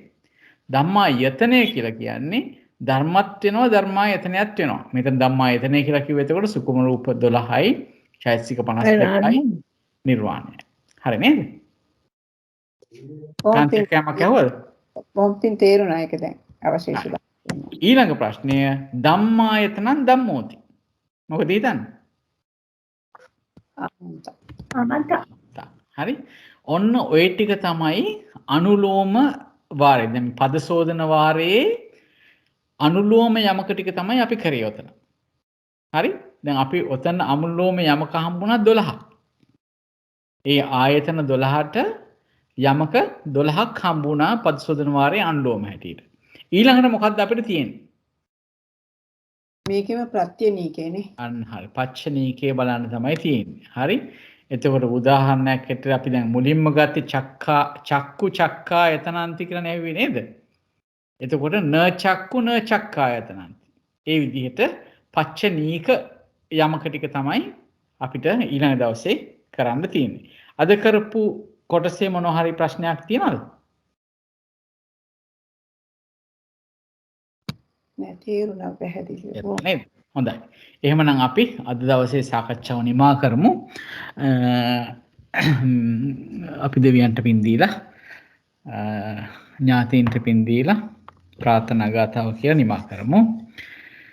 ආකාසට්ඨා ච බුම්මට්ඨා දේවා නාග මහිද්దికා පුඤ්ඤන්තං අනුමෝදිත්වා චිරං රක්ඛන්තු ශාසනං චිරං රක්ඛන්තු දේශනං චිරං රක්ඛන්තු ත්වං සදා ඉදම් මේ ඥාතීනං හෝතු සුඛිතා හොන්තු ඥාතයෝ ඉදං වෝ ඥාතීනං හෝතු සුඛිතා හොන්තු ඥාතයෝ ඉදං වෝ ඥාතීනං හෝතු සුඛිතා හොන්තු ඥාතයෝ ඉමිනා පුඤ්ඤ කම්මේන මේ බාල සමාගමෝ සතං සමාගමෝ හෝතු යාව නිබ්බාන පත්තියා ඉදම් මේ පුඤ්ඤ කම්මං ආසවක්ඛයා වහං හෝතු ඉදම් මේ පුඤ්ඤ කම්මං ආසවක්ඛයා වහං හෝතු ඉදම් මේ පුඤ්ඤ කම්මං ආසවක්ඛයා වහං හෝතු සබ්බ දුක්ඛා පමුච්ඡතු සාදු සාදු සාදු.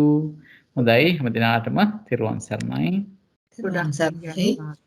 ඔයිසින් ධර්ම ශ්‍රවණයෙන් රැස් කරගත්තා වූ සියලු පින් අපි කෘතවේදීව ඔබතුමාට අනුමෝදන් කරනවා. ඒ සියලු කුසල් බලයෙන්ොත් ඔබතුමාගේ දේශනාමය කුසල් බලයෙන් හා අතීතයේ පටන් රැස් කරගෙන එන සියලු කුසල් බලයෙන් මෙලොව වශයෙන් ආයු වර්ණ සැප බල ප්‍රඥා වර්ධනය වේවා. කරගෙන යනා වූ ශාසනික කටයුතු ඔබතුමාගේ ධර්ම කටයුතු ਸਰව ප්‍රකාරයෙන් සාර්ථක වෙන්න බාධාවකින් තොරව දියුණුවෙන් දියුණුවටපත් වෙන්න අවශ්‍ය ධෛර්ය ශක්තිය වීරිය ප්‍රඥාව වර්ධනය වේවා. පතන උතුම් බෝධියකින් සුව පහසුවෙන් චතුරාර්ය සත්‍ය අවබෝධ කරගන්නටත් මේ සියලු කුසල් හේතු වේවා වාසනාව වේවා. ඒ වගේම ඔබතුමා ධර්ම ඉගෙන ගත්තා වූ ගුරුතුමන්ටත් ගෞරවනීය ස්වාමීන් වහන්සේලා ප්‍රධාන ගුරුතුමන්ටත් දෙමව්පියන්ටත් පවුලේ ඥාතීන්ටත් නෝනා මහත්මිය ඇතුළු දරුවන්ටත් පරලෝසපත් යම්තාක් ඥාතීන්ටත් අපි මේ සියලු කුසල් අනුමෝදන් කරනවා. ඒ සෑම සියලුම දෙනා මේ සියලු කුසල් අනුමෝදන් වෙත්වා. සුජීවත්ව සිටින සෑම සියලුම දෙනා නිදුක් නිරෝගී දීර්ඝාෂ ජීවිත ලබත්වා. පරලෝසපත් ඥාතීහු ගුරුතුමෝ සුගතියෙන් සුගතිවලටපත් වෙත්වා. සෑම සියලු දෙනාට සුව පහසුවෙන් චතුරාර්ය සත්‍ය අවබෝධ කරගන්නට මේ පින් හේතු වේවා වාසනාව වේවා. තෙරුවන් සරණයි. සාදු සාදු සාදු අප්‍රමාණ පින් ශ්‍රීමති මහත්මිය බොහොම පින් ඔබතුමීටත් එසේම වේවා. තෙරුවන් සරණයි. සාදු සර්වජන්ත මහත්මයා බොහොම පින් ඔබතුමාට. තෙරුවන් සරණයි.